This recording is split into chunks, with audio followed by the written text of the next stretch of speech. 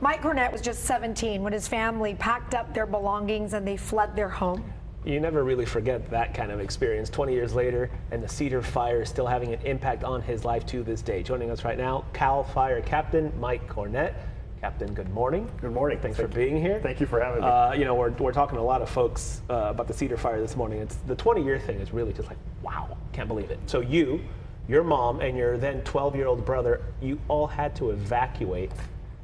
And there's more, because then your dad was on the front lines at the time. Put me in that moment for your family.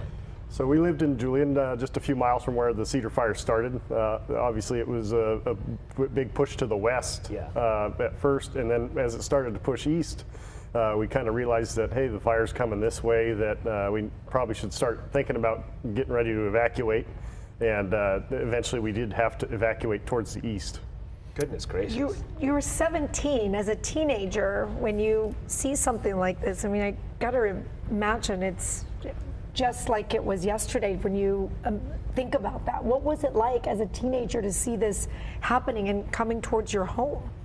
I think there was a lot of uncertainty, not knowing what you're going to come back to as the fire, after the fire goes through. You've seen on the news the fire was ripping through Scripps Ranch, through Ramona, and all this devastation. So I think the biggest thing is the uncertainty of not knowing. So your home was saved, but your grandparents lost their home. Was that in Julian also? Yes, just over on the other side towards Cuyamaca. I mean, it goes to show you just the fire spared some home. That's what's amazing about how wildfires work. Some homes survived on the same street as other homes that were destroyed. How did that work out in your grandparents' neighborhood where that house was lost? They were in an area, they were running a campground called Pinecrest Park between Julian and Cuyamaca, and there was a lot of heavy brush there in the area, and kind of attributed to some of the structure losses in that area. Wow. So both you and your brother now are firefighters. Yes. I'm sure people have asked you, and I'm curious to know, did this have anything to do with your decision to pick a job that was to be this? Yeah, I would say it kind of guided me towards being a firefighter. It helped me make that decision shortly after the local fire department started an Explorer program. I started getting involved in that, and I guess I kind of got hooked, and I am where I am today. Yeah, but then also I would think that, but then the fact that your dad was a firefighter and he was on the front lines, right? Yes. That had to play a role.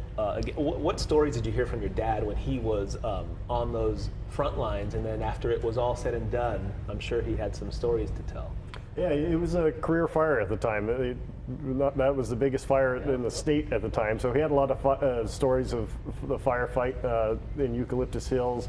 He eventually made it up towards Julian, saving some of our neighbors' homes and to help protect Julian. It was What was the one story maybe that you could share with us that he told you about something that was amazing that he'd never seen before in his career? I think when he was talking about Eucalyptus Hills and the fire behavior coming through there, there was a lot of erratic fire behavior, a lot of structure defense, and them just trying to do what they can to save people's houses.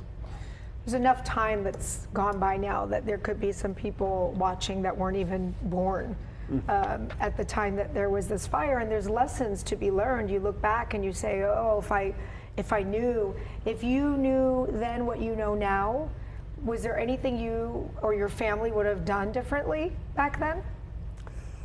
I don't know about our family doing anything different, but I would suggest that people take a look at their houses, make sure that their homes are hardened, that they have the proper defensible space around their house, and get that evacuation plan, because we don't know when that fire is going to hit again. We talked with Chief Stowell last hour, and he said the same thing. It's like you have to be prepared. It can happen. It will happen. And it's just a matter of the communication between the departments is better now than it's ever been between CAL FIRE and San Diego Fire Rescue. Have you found that to be true in terms of how you guys communicate between agencies? Yes, it's much better in the last 20 years. There's a lot more cooperation and coordination between the fire departments. All the chiefs are constantly talking to each other. And it's a lot better. The agencies, yes, I think we can all agree things have changed a lot. Technology, we're talking about how AI is playing a part of it. But I often wonder for people, because we're so in our phone and images and news, and you always think that this will happen to somebody else until it's actually in your neighborhood. And if there is an emergency, do you think people in San Diego are really ready?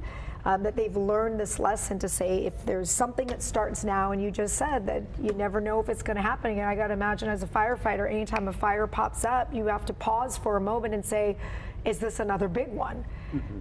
Do you think San Diego, like the people are ready, that they've learned a lesson? I think we're more conditioned. We've had the big fires in 03, 07, and then even in 14 we had fires on the coast. My in-laws live in Carlsbad, and I'm sure they weren't expecting to get an evacuation notice, but now I think it's county-wide as a whole, the residents are a lot more keen on wildland fire. A lot of lessons learned, a lot of improvements made in the last 2 decades. So we thank you, Captain, for all the work you do, keeping us safe here in San Diego.